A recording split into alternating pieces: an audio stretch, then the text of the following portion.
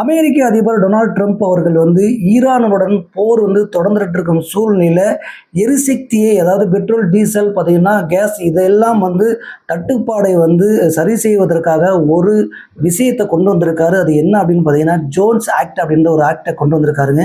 இதை ஏன் கொண்டு வந்தார் அப்படின்னு பார்த்தீங்கன்னா, ஈரான் வந்து தொடர்ந்து கல்ஃப் கண்ட்ரியில் வந்து பார்த்தீங்கன்னா போரை வந்து தொடர்ந்துகிட்டு இருக்கிறது.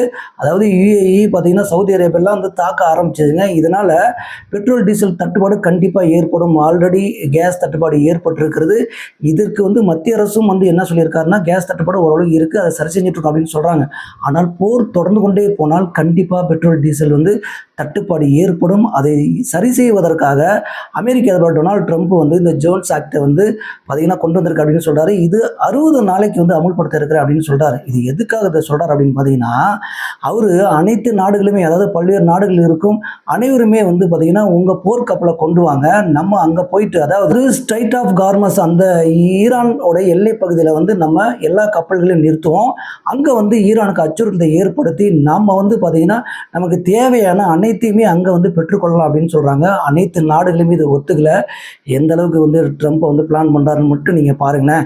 எல்லா நாட்டையும் கூப்பிட்டு வரான். இவர் வந்து இஸ்ரேலும் பார்த்தீங்கன்னா அமெரிக்காவும் போர் வந்து ஈரான் மேலே தொடுப்பாங்களாம். மற்ற நாடுகளும் கூட்டாளிக்கு சேர்ந்துக்கிட்டு ஈரானை தாக்குவதற்கும் அங்கே போய் எண்ணெயை திருட்டிட்டு வர்றதுக்கும் கூப்பிட்ற மாதிரி தான் இருக்கிறது.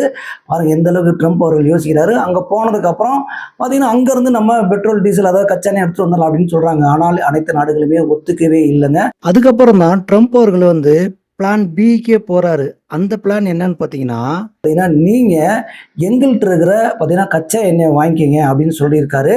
அங்கே வந்து இஏஇ அப்படின்ற ஒரு நிறுவனம் இருக்குது. அவங்கள்ட்ட 400 பில்லியன் வந்து பார்த்திங்கன்னா பேரல் இருக்குதுன்னு சொல்கிறாங்க. இதில் வந்து அமெரிக்கா கிட்ட 172 பில்லியன் பேரல் இருக்குதுன்னு சொல்கிறாங்க. அப்போ எவ்வளோ இருக்குதுன்னு பாருங்களேன்.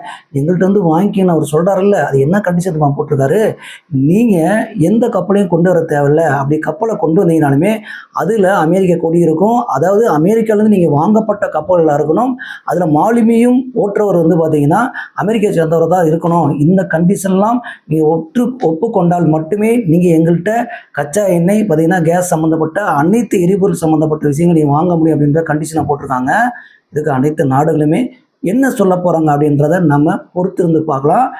அமெரிக்க அதிபர் ட்ரம்ப் அவர்கள் வந்து ஈரானை தாக்குறேன்னு சொல்லிட்டு இங்கே எவ்வளோ இதை பதுக்கி வச்சுருக்காங்க பாருங்கள். இஏஇ அமைப்பும் வந்து அமெரிக்கா இஸ்ரேலோட சேர்ந்தது அப்படின்னு சொல்கிறாங்க. இதில் அமெரிக்காவுடைய அதிபர் ட்ரம்ப்பு அடுத்தது என்ன பண்ண போகிறாரு, இங்கே ஈரான் வந்து அடுத்து என்ன பண்ண போகுதுன்றதையும் நம்ம பொறுத்திருந்தே பார்க்கலாம்.